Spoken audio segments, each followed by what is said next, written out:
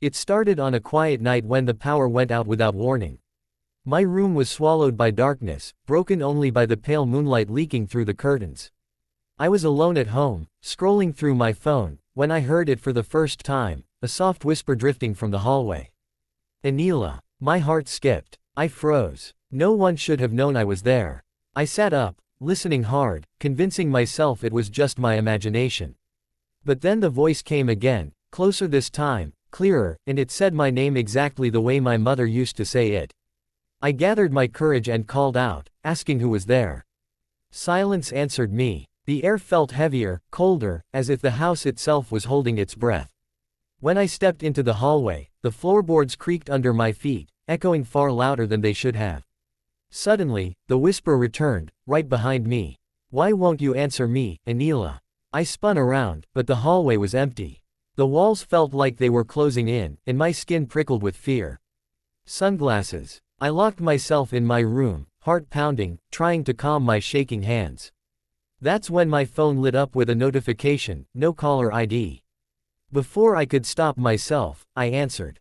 The line crackled, and then I heard it again, breathing slowly, patiently. I've been calling you for years, the voice said. You just never listened. My blood ran cold. I hung up, but the whisper didn't stop. It came from the walls, the ceiling, even from inside my head. Memories I had buried began to surface, childhood nights when I talked to someone only I could hear. Someone who always knew my thoughts, my fears, my name. I remembered promising I would never forget them, and then growing up and pretending they were never real. The voice grew angry now, distorted, echoing through the house. You promised me, Aneela. The lights suddenly flickered back on, and everything went silent. I collapsed onto the floor, crying, telling myself it was over. But when I looked into the mirror, my reflection smiled back at me, slowly, unnaturally. My lips didn't move, but the voice whispered one last time from inside my own mouth.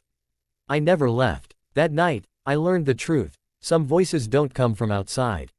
Some live with you, learn you, and wait patiently, until you are alone enough to listen. I don't remember falling asleep that night. I only remember sitting on the floor, staring at the mirror, waiting for my reflection to move again.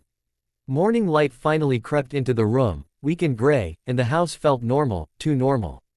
No whispers. No shadows. I told myself it was over, that fear had played tricks on my mind. But deep inside, I knew something had changed. The silence felt watched. As the day passed, strange things began to happen. Objects were never where I left them.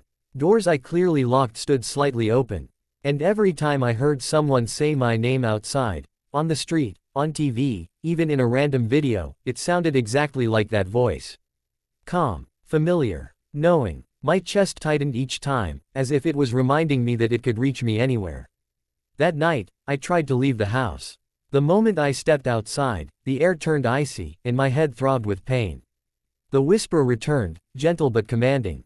Don't run, Aneela. This is where we belong. I covered my ears, but the words crawled deeper, echoing inside my thoughts. My legs moved on their own, carrying me back inside, locking the door behind me. I searched the house for answers, tearing through old boxes and forgotten drawers. In one dusty carton, I found my childhood diary. My hands shook as I opened it. Page after page described conversations with someone named S.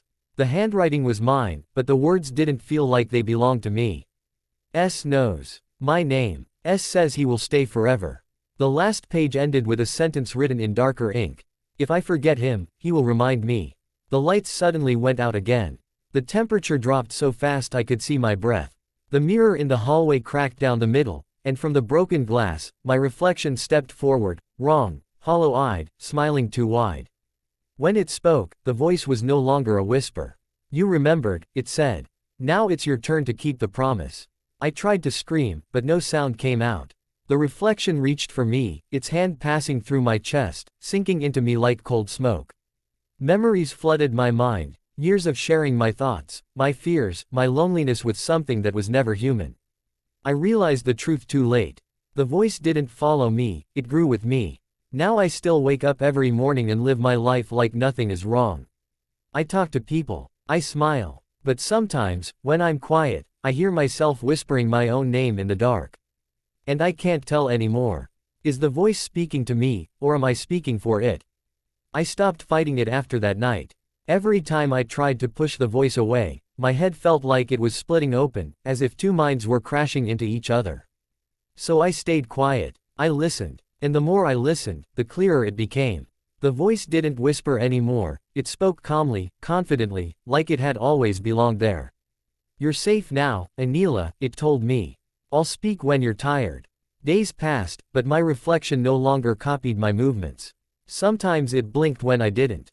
Sometimes it smiled while my face stayed still. People around me began to notice small changes. They said my eyes looked empty, my voice sounded older. I caught myself answering questions I hadn't heard, laughing at jokes no one had told. Inside my head, the voice laughed softly with me. One evening, I heard knocking on the door. 3 slow knocks. When I opened it, my neighbor stood there, worry etched across her face. She said she'd heard someone calling her name from my house late at night. My heart sank. Before I could respond, the voice slid forward, warm and smooth, and spoke through my lips. I was just lonely, I said. Her expression changed, confused, uneasy. She stepped back without another word. That night, the voice showed me things. It made me stand in front of the mirror and watch as my smile stretched wider than it should. Soon, it whispered, "You won't feel the difference." I realized then that it wasn't trying to replace me. It was trying to share me. To live through me. To be heard again. I tried one last thing. I wrote my name on the wall again and again, hoping it would remind me who I was. But when I woke up, the writing was gone, replaced with a single sentence carved deep into the paint. Names are doors. And I understood. Every time someone spoke my name, they invited it closer. Now, when I hear a whisper in the dark, I don't run. I answer. Because the voice keeps its promises. It protects me. It fills the silence. And sometimes, when you're alone and hear someone say your name softly, sweetly, lovingly, please don't answer. Because it might not be calling you.